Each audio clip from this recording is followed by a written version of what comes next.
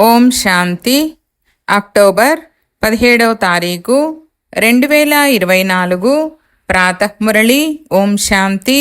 బాబ్దాదా మధువనము. ఈరోజు మధుర మహావాక్యాలు. బాబా చెప్తున్నారు, మధురమైన పిల్లలు, స్మృతి యాత్రపై పూర్తి అటెన్షన్ను పెట్టండి. దీని ద్వారానే మీరు సతోప్రధానంగా అవుతారు. ప్రశ్న: తండ్రి తమ పిల్లలపై ఏ కృపను చూపిస్తారు? జవాబు: తండ్రి పిల్లల కళ్యాణం కొరకు ఏ డైరెక్షన్లనైతే ఇస్తారో ఆ డైరెక్షన్లు ఇవ్వడమే వారి కృప. తండ్రి ఇచ్చే మొట్టమొదటి డైరెక్షన్, మధురమైన పిల్లలు, దేహీ అభిమానులుగా అవ్వండి. దేహీ అభిమానులు చాలా శాంతిగా ఉంటారు. వారి ఆలోచనలు ఎప్పుడూ తప్పుగా నడవలేవు. మరొక ప్రశ్న: పిల్లలు పరస్పరం ఏ సెమినార్ను చేసుకోవాలి? జవాబు: తిరగడానికి ఎప్పుడు వెళ్ళినా స్మృతి యాత్ర యొక్క రేస్ను చేయండి మరియు తర్వాత కూర్చొని పరస్పరం సెమినార్ చేసుకోండి. ఎవరు ఎంత సమయం తండ్రిని స్మృతి చేశారు అని. ఇక్కడ స్మృతి కొరకు ఏకాంతము కూడా చాలా బాగుంది. ఓం శాంతి. ఆత్మిక తండ్రి ఆత్మిక పిల్లలను అడుగుతారు, మీరు ఏం చేస్తున్నారు అని. ఆత్మిక పిల్లలంటారు, బాబా, సతోప్రధానంగా ఉన్న మేమే తమోప్రధానంగా అయిపోయాము. మళ్ళీ బాబా, మీ శ్రీమతమనుసారంగా మేము సతోప్రధానంగా తప్పకుండా అవ్వాలి. బాబా, ఇప్పుడు మీరు దారి చూపించారు. ఇది కొత్త విషయమేమీ కాదు. ఇది అత్యంత పాత విషయము. అన్నింటికన్నా పాతది స్మృతి యాత్ర. ఇందులో షో చేయవలసిన విషయమేమీ లేదు. ప్రతి ఒక్కరూ తమను తాము ఆంతరికంగా ప్రశ్నించుకోండి, మేము ఎంతవరకు బాబాను స్మృతి చేస్తున్నాము, ఎంతవరకు సతోప్రధానంగా అయ్యాము, ఏం పురుషార్థం చేస్తున్నాము అని. చివరి సమయంలో ఎప్పుడైతే అంతిమము వస్తుందో అప్పుడు సతోప్రధానంగా అవుతారు. దాని సాక్షాత్కారము కూడా జరుగుతూ ఉంటుంది. ఎవరు ఏమి చేసినా వారు అది తమ కొరకే చేసుకుంటారు. తండ్రి కూడా కృప ఏమీ చూపించరు. పిల్లల కళ్యాణార్థము బాబా పిల్లలకు డైరెక్షన్లు ఇస్తారు కదా, అదే బాబా చూపించే కృప. తండ్రి ఉన్నదే కళ్యాణకారి. కొంతమంది పిల్లలు జ్ఞానాన్ని తప్పుగా అర్థం చేసుకుంటారు. దేహాభిమానులు అహంకారులుగా ఉంటారన్నది బాబాకు తెలుస్తుంది. దేహీ అభిమానులు చాలా శాంతిగా ఉంటారు. వారికి ఎప్పుడూ తప్పుడు ఆలోచనలు రావు.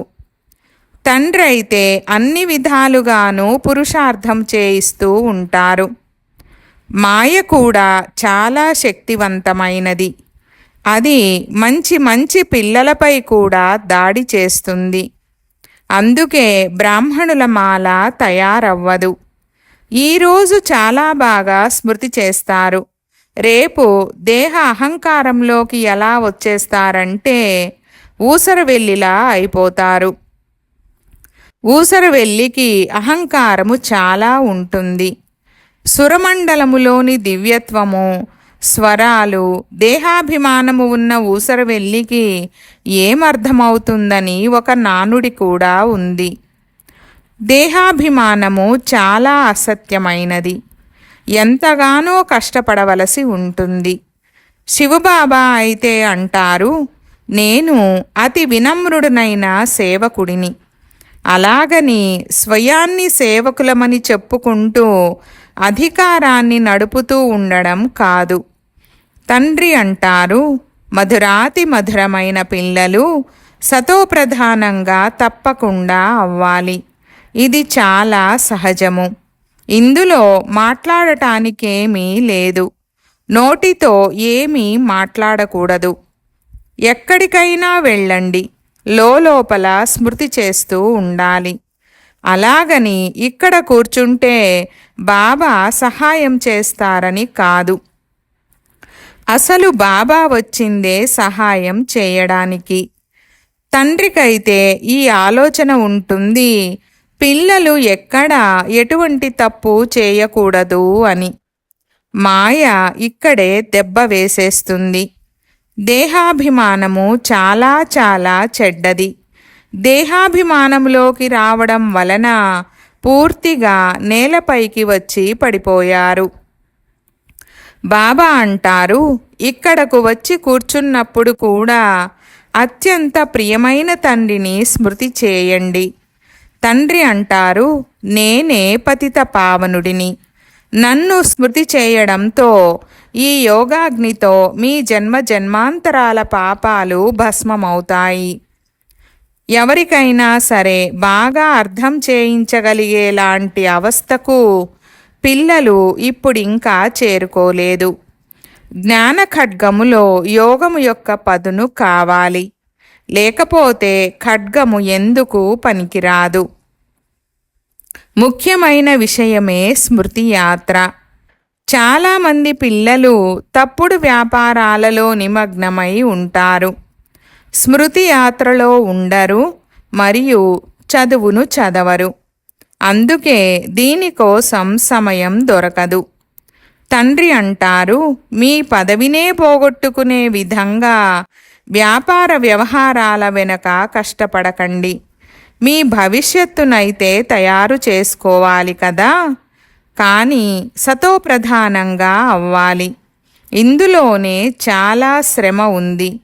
చాలా పెద్ద పెద్ద మ్యూజియంలు మొదలైన వాటిని సంభాళించేవారు ఉన్నారు, కానీ వారు స్మృతి యాత్రలో ఉండరు. బాబా అర్థం చేయించారు, స్మృతి యాత్రలో పేదవారు మరియు బంధనములో ఉన్నవారు ఎక్కువగా ఉంటారు. వారు ఘడియ ఘడియ శివబాబాను స్మృతి చేస్తూ ఉంటారు. శివబాబా మా ఈ బంధనాలను అంతం చేయండని అంటూ ఉంటారు. అబలలపై అత్యాచారాలు జరుగుతాయని కూడా చెప్పుకుంటూ ఉంటారు. పిల్లలైన మీరు చాలా మధురంగా అవ్వాలి. సత్యాతి సత్యమైన విద్యార్థులుగా అవ్వండి. మంచి విద్యార్థులు ఎవరైతే ఉంటారో వారు ఏకాంతములో తోటలోకి వెళ్ళి చదువుకుంటారు. మీకు కూడా తండ్రి చెప్తున్నారు, ఎక్కడికైనా తిరగడానికి వెళ్ళండి, కానీ స్వయాన్ని ఆత్మగా భావిస్తూ బాబాను స్మృతి చేయండి. స్మృతి యాత్రపై అభిరుచిని పెట్టుకోండి. ఆ ధనాన్ని సంపాదించడముతో పోలిస్తే ఈ అవినాశి ధనమైతే చాలా చాలా ఉన్నతమైనది. ఆ వినాశీ ధనమైతే ఎంతైనా బూడిద అయిపోనున్నది. బాబాకు తెలుసు, పిల్లలు పూర్తి సేవను చేయడం లేదు. స్మృతిలో కష్టం మీద ఉంటున్నారు. సత్యమైన సేవనేదైతే చెయ్యాలో అది చేయడం లేదు. స్థూల సేవ వైపుకు అటెన్షన్ వెళ్ళిపోతుంది. డ్రామానుసారంగానే జరుగుతున్నా సరే బాబా పురుషార్థమైతే చేయిస్తారు కదా. తండ్రి అంటారు, ఏ పని చేస్తున్నా, బట్టలు కుడుతున్నా సరే తండ్రిని స్మృతి చేయండి. స్మృతిలోనే మాయ విఘ్నాలను కలిగిస్తుంది. బాబా అర్థం చేయించారు, బలశాలితో మాయ కూడా బలశాలిగా అయ్యి కొట్లాడుతుంది. బాబా తమ విషయాన్ని కూడా చెప్తారు, నేను బలశాలిని, నేను బెగ్గర్ నుండి ప్రిన్సుగా అవ్వనున్నానని నాకు తెలుసు. అయినా కానీ మాయ ఎదిరిస్తూ ఉంటుంది. మాయ ఎవ్వరినీ విడిచిపెట్టదు. పహిల్వాన్లతోనైతే ఇంకా ఎక్కువగా కొట్లాడుతుంది. కొంతమంది పిల్లలు తమ దేహ అహంకారంలో చాలా ఉంటారు. బాబా ఎంత నిరహంకారిగా ఉంటారు. వారంటారు, నేను కూడా పిల్లలైన మీకు నమస్కరించే సేవకుడిని. వాళ్ళైతే తమను తాము చాలా గొప్పగా భావిస్తారు. ఆ దేహ అహంకారమంతటినీ తెంచివేయాలి. చాలామందిలో అహంకారము యొక్క భూతము కూర్చొని ఉంది. తండ్రి అంటారు, స్వయాన్ని ఆత్మగా భావిస్తూ తండ్రిని స్మృతి చేస్తూ ఉండండి. ఇక్కడైతే చాలా మంచి అవకాశం ఉంది. అటూ ఇటూ తిరగడానికి కూడా బాగుంది. తీరిక కూడా ఉంది. మీరు తిరగడానికి వెళ్ళినా తర్వాత ఒకరినొకరు ప్రశ్నించుకోండి, ఎంత సమయం స్మృతిలో ఉన్నారు? బుద్ధి ఇంకెటువైపుకు వెళ్ళలేదు కదా అని. పరస్పరం ఈ సెమినార్ చేసుకోవాలి. స్త్రీ వేరుగా పురుషులు వేరుగా ఉండవచ్చు. స్త్రీలు ముందు ఉండాలి, పురుషులు వెనక ఉండాలి. ఎందుకంటే మాతలను సంభాళించాలి. కావున మాతలను ముందుంచాలి. చాలా మంచి ఏకాంతము ఉంది. సన్యాసులు కూడా ఏకాంతంలోకి వెళ్ళిపోతారు. సతోప్రధాన సన్యాసులు ఎవరైతే ఉండేవారో వారు చాలా నిర్భయంగా ఉండేవారు. జంతువులు మొదలైన వాటికి భయపడేవారు కాదు. తమ నశాలో ఉండేవారు. ఇప్పుడు తమోప్రధానంగా అయిపోయారు. స్థాపించబడే ప్రతి ధర్మము మొదట సతోప్రధానంగా ఉంటుంది. ఆ తర్వాత రజో తమోలలోకి వస్తారు. సతోప్రధాన సన్యాసులు ఎవరైతే ఉండేవారో వారు బ్రహ్మము యొక్క నశాలో నిమగ్నమై ఉండేవారు. వారిలో ఎంతో ఆకర్షణ ఉండేది. వారికి అడవులలో భోజనం లభించేది. రోజురోజుకు తమోప్రధానంగా అవుతుండడం వలన శక్తి తగ్గిపోతూ ఉంటుంది. బాబా సలహానిస్తున్నారు, ఇక్కడ పిల్లలకు తమ ఉన్నతి కొరకు చాలా మంచి అవకాశాలు ఉన్నాయి. ఇక్కడికి మీరు సంపాదించుకునేందుకే వస్తారు. కేవలం బాబాను కలుసుకోవడం వల్ల సంపాదన ఏమీ జరగదు. బాబాను స్మృతి చేస్తే సంపాదన జరుగుతుంది. బాబా ఏదో ఆశీర్వదిస్తారని భావించకండి. అలాంటిదేమీ లేదు. ఆ సాధువులు మొదలైన వారు ఆశీర్వదిస్తారు. అయినా కానీ మీరు కిందకు దిగజారవలసిందే. ఇప్పుడు తండ్రి అంటారు, జిన్ను భూతముల మీ బుద్ధియోగాన్ని పైన జోడించండి. జిన్ను భూతము కథ ఉంది కదా, నాకు ఏదైనా పని ఇవ్వని అంటుంది. బాబా కూడా అంటున్నారు, స్మృతిలో ఉన్నట్లయితే మీ నావ తీరానికి చేరుకుంటుందని మీకు డైరెక్షన్ను ఇస్తున్నాను. మీరు సతోప్రధానంగా తప్పకుండా అవ్వాలి. మాయ ఎంతగా కష్టపెట్టినా కానీ మేమైతే శ్రేష్టమైన బాబాను తప్పకుండా స్మృతి చేస్తామని అంటూ ఈ విధంగా లోపల బాబా మహిమను చేస్తూ బాబాను స్మృతి చేస్తూ ఉండండి. మానవ మాతృలెవ్వరినీ స్మృతి చేయకండి.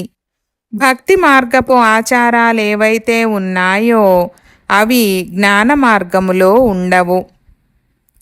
తండ్రి శిక్షణనిస్తున్నారు, స్మృతి యాత్రలో చురుకుగా ముందుకు వెళ్ళాలి. ముఖ్యమైన విషయము ఇదే, సతోప్రధానంగా అవ్వాలి. తండ్రి డైరెక్షన్ లభిస్తుంది. అటూ ఇటూ తిరిగేందుకు వెళ్ళినప్పుడు కూడా స్మృతిలో ఉండండి. తద్వారా ఇల్లు కూడా గుర్తుంటుంది, రాజ్యము కూడా గుర్తుంటుంది. అంతేగాని స్మృతిలో కూర్చుంటూ పడిపోవడం కాదు. అది హఠయోగమైపోతుంది. స్వయాన్ని ఆత్మగా భావిస్తూ బాబాను స్మృతి చేయాలి. ఇది స్పష్టమైన విషయము. కొంతమంది పిల్లలు కూర్చుంటూ పడిపోతారు. అందుకే బాబా అంటారు, నడుస్తూ తిరుగుతూ తింటూ తాగుతూ స్మృతిలో ఉండండి.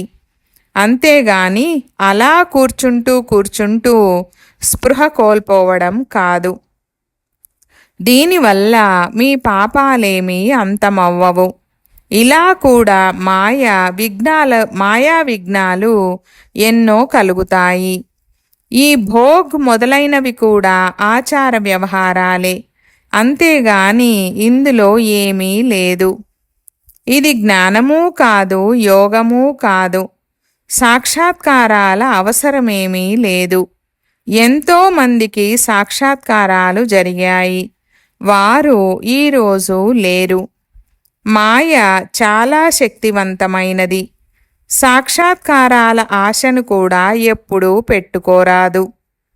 ఇందులోనైతే సతోప్రధానంగా అయ్యేందుకు తండ్రిని స్మృతి చెయ్యాలి. మీకు డ్రామా గురించి కూడా తెలుసు. ఈ అనాది డ్రామా రచింపబడి ఉంది. ఇది రిపీట్ అవుతూ ఉంటుంది. దీనిని కూడా అర్థం చేసుకోవాలి. మరియు తండ్రి ఏ డైరెక్షన్లనైతే ఇస్తారో వాటిపై కూడా నడవాలి. మేము రాజయోగాన్ని నేర్చుకునేందుకు మళ్ళీ వచ్చామని పిల్లలకు తెలుసు. ఇది భారత్ విషయమే. ఇదే తమోప్రధానంగా అయ్యింది. మళ్ళీ ఇదే సతోప్రధానంగా అవ్వాలి. తండ్రి కూడా భారత్లోకే వచ్చి సర్వుల సద్గతిని చేస్తారు. ఇది చాలా అద్భుతమైన ఆట. ఇప్పుడు తండ్రి అంటారు, మధురాతి మధురమైన ఆత్మిక పిల్లలు, స్వయాన్ని ఆత్మగా భావించండి. మీరు 84 జన్మల చక్రాన్ని చుట్టి పూర్తిగా 5000 సంవత్సరాలు అవుతోంది. ఇప్పుడిక తిరిగి వెళ్ళాలి. ఈ విషయాలను ఇంకెవ్వరూ చెప్పలేరు. పిల్లలైన మీరు కూడా నెంబరువారు పురుషార్థానుసారముగా నిశ్చయ బుద్ధి కలవారిగా అవుతూ ఉంటారు. ఇది అనంతమైన పాఠశాల. పిల్లలకు తెలుసు, అనంతమైన తండ్రి మనల్ని చదివిస్తున్నారు. వారు ఉస్తాద్ టీచర్ అని, చాలా పెద్ద వస్తాదని పిల్లలకు తెలుసు. వారు చాలా ప్రేమగా అర్థం చేయిస్తారు. ఎంతమంది మంచి మంచి పిల్లలు 6 వరకు కూడా విశ్రాంతిగా పడుకొని ఉంటారు. మాయ పూర్తిగా ముక్కు పట్టుకుంటుంది. వారు తమ అధికారాన్ని నడిపిస్తూ ఉంటారు. ప్రారంభములో మీరు భట్టీలో ఉన్నప్పుడు మమ్మ బాబా కూడా అన్ని సేవలు చేసేవారు. ఎటువంటి కర్మలను మనం చేస్తామో మనల్ని చూసి ఇతరులు కూడా చేస్తారు. మహారథులు, గుర్రపు స్వారీ వారు, పాదచారులు నెంబర్ వారుగా ఉన్నారని బాబాకు తెలుసు. కొంతమంది పిల్లలు చాలా విశ్రాంతిగా ఉంటారు, లోపలే పడుకొని ఉంటారు. ఫలానా వారు ఎక్కడ ఉన్నారని బయట నుండి ఎవరైనా అడిగితే లేరని చెప్తారు. కానీ లోపలే పడుకొని ఉంటారు. ఏమేమి జరుగుతూ ఉంటాయో బాబా అర్థం చేయిస్తారు. సంపూర్ణంగా అయితే ఎవ్వరూ అవ్వలేదు. ఎంతగా డిస్సర్వీస్ చేసేస్తారు. నిజానికి బాబా గురించి గాయనమేమి ఉందంటే, మీరు కొట్టండి లేక ప్రేమించండి, కానీ మేము మాత్రం మీ ద్వారాన్ని వదలము అని.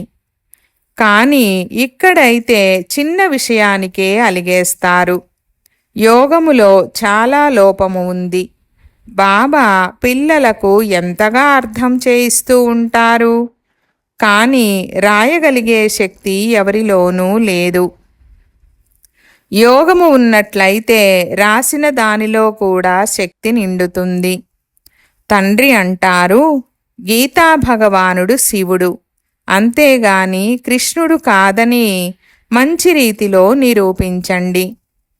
బాబా వచ్చి పిల్లలైన మీకు అన్ని విషయాల అర్థాన్ని అర్థం చేయిస్తారు. పిల్లలకు ఇక్కడ నష ఎక్కుతుంది. మళ్ళీ బయటకు వెళ్ళడంతో అంతమైపోతుంది. ఎంతో సమయాన్ని వ్యర్థం చేస్తారు. మేము సంపాదించి యజ్ఞానికి ఇవ్వాలి అన్న ఆలోచనతో మీ సమయాన్ని వ్యర్థం చేయకండి. తండ్రి అంటారు, నేనైతే పిల్లలైన మీ కళ్యాణం చేయడానికి వచ్చాను. కానీ మీరు మిమ్మల్ని మీరు నష్టపరుచుకుంటున్నారు. యజ్ఞంలో అయితే కల్పపూర్వము ఎవరు సహాయం చేశారో వారు చేస్తూ ఉంటారు, మున్ముందు కూడా చేస్తూ ఉంటారు. ఇది చెయ్యాలి అది చెయ్యాలి అంటూ మీరు ఎందుకు తలబాదుకుంటారు? డ్రామాలో నిశ్చితమై ఉంది. ఎవరైతే బీజం నాటి ఉంటారో వారిప్పుడు కూడా నాటుతారు. యజ్ఞము గురించి మీరు చింతన చేయకండి. మీ కళ్యాణము చేసుకోండి. మీకు మీరు సహాయం చేసుకోండి. భగవంతుడికి మీరు ఏమైనా సహాయం చేస్తారా? భగవంతుడి నుండి మీరు తీసుకుంటారా లేక ఇస్తారా? ఈ ఆలోచన కూడా రాకూడదు. బాబా అయితే అంటారు, ప్రియమైన పిల్లలు, స్వయాన్ని ఆత్మగా భావిస్తూ తండ్రిని స్మృతి చేసినట్లయితే మీ వికర్మలు వినాశనం అవుతాయి. ఇప్పుడు మీరు సంగమయుగములో నిలబడి ఉన్నారు. సంగమములోనే మీరు రెండు వైపులా చూడగలుగుతారు. ఇక్కడ ఎంతమంది మనుషులు ఉన్నారు? సత్యయుగములో ఎంత కొద్దిమంది మనుషులు ఉంటారు? రోజంతా సంగమములో నిలబడి ఉండాలి. బాబా మనల్ని ఎలాంటి వారిని ఎలా తయారు చేస్తున్నారు? బాబా పాత్ర ఎంత అద్భుతమైనది. తిరగండి, విహరించండి, కానీ స్మృతి యాత్రలో ఉండండి. చాలామంది పిల్లలు సమయాన్ని వ్యర్థం చేస్తారు. స్మృతి యాత్ర ద్వారానే నావ తీరానికి చేరుకోనున్నది. కల్పపూర్వము కూడా పిల్లలకు ఈ విధంగా అర్థం చేయించాను. డ్రామా రిపీట్ అవుతూ ఉంటుంది. లేస్తూ కూర్చుంటూ మొత్తం కల్పవృక్షమంతా బుద్ధిలో గుర్తుండాలి. ఇదే చదువు. ఇకపోతే వ్యాపారాలు మొదలైనవైతే చేసుకోండి, కానీ చదువు కోసం సమయాన్ని కేటాయించాలి. మధురమైన తండ్రిని మరియు స్వర్గాన్ని స్మృతి చేయండి. ఎంతగా స్మృతి చేస్తారో అంతగా అంతిమ స్థితిని బట్టి గతి ఏర్పడుతుంది. బాబా, ఇక మేము మీ వద్దకు వచ్చేస్తున్నాము. అంతే. బాబా స్మృతిలో శ్వాస కూడా సుఖవంతముగా అయిపోతుంది. బ్రహ్మజ్ఞానుల శ్వాస కూడా సుఖవంతముగా అయిపోతుంది. బ్రహ్మతత్వం యొక్క స్మృతిలోనే ఉంటారు, కానీ బ్రహ్మలోకములోకి ఎవ్వరూ వెళ్ళరు. తమకు తామే శరీరము వదిలేయడం అనేది జరగవచ్చు. కొంతమంది ఉపవాసం పెట్టుకొని శరీరాన్ని వదిలేస్తారు. వారు దుఃఖితులుగా అయ్యి మరణిస్తారు. బాబా అంటారు, తినండి, తాగండి, బాబాను స్మృతి చేయండి. తద్వారా అంతిమ స్థితిని బట్టి గతి ఏర్పడుతుంది. మరణించడమైతే మరణించాలి కదా. అచ్చా, मीठे मीठे सिकीलधे बच्चों प्रति मात पिता बाप दादा का याद प्यार और गुड मॉर्निंग। रूहानी बाप की रूहानी बच्चों को नमस्ते। हम रूहानी बच्चों की रूहानी बाप दादा को याद प्यार, गुड मॉर्निंग और నమస్తే నమస్తే బాబా నమస్తే. ధారణ కొరకు ముఖ్య సారము. 1వ పాయింట్, సదా గుర్తుండాలి, ఏ కర్మలైతే నేను చేస్తానో నన్ను చూసి ఇతరులు చేస్తారు. డిసర్వీస్ అయ్యే విధంగా విశ్రాంతి ప్రియులుగా అవ్వకూడదు. చాలా చాలా నిరహంకారులుగా ఉండాలి. తమకు తామే సహాయం చేసుకొని తమ కళ్యాణాన్ని చేసుకోవాలి. 2వ పాయింట్, స్మృతి యాత్ర కొరకు మరియు చదువు కొరకు అసలు సమయమే లభించనంతగా వ్యాపార వ్యవహారాలలో నిమగ్నమైపోకూడదు. దేహాభిమానము చాలా అసత్యమైనది మరియు చెడ్డది. దానిని వదిలి దేహీ అభిమానులుగా ఉండేందుకు కృషి చేయాలి. వరదానము. ఏ విషయమునైనా కళ్యాణ భావనతో చూసే మరియు వినే పరదర్శన ముక్త భవ. వివరణ. సంఘటన ఎంత పెద్దదిగా అవుతూ ఉంటుందో విషయాలు కూడా అంతగానే పెద్దవిగా ఉంటాయి.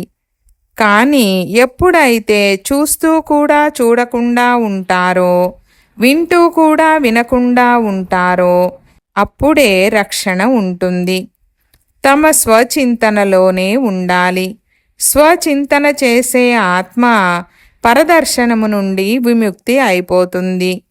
ఒకవేళ ఏ కారణంగానైనా వినవలసి వస్తే అక్కడ మీ బాధ్యత ఉందని భావించినట్లయితే ముందుగా మీ బ్రేక్ను పవర్ఫుల్ చేసుకోండి. చూశారు, విన్నారు, ఎంత వీలైతే అంత కళ్యాణం చేశారు మరియు ఫుల్ స్టాప్. స్లోగన్: తమ సంతుష్టకరమైన సంతోషకరమైన జీవితంతో ప్రతి అడుగులోనూ సేవ చేసేవారే సత్యమైన సేవాదారులు. ఓం శాంతి.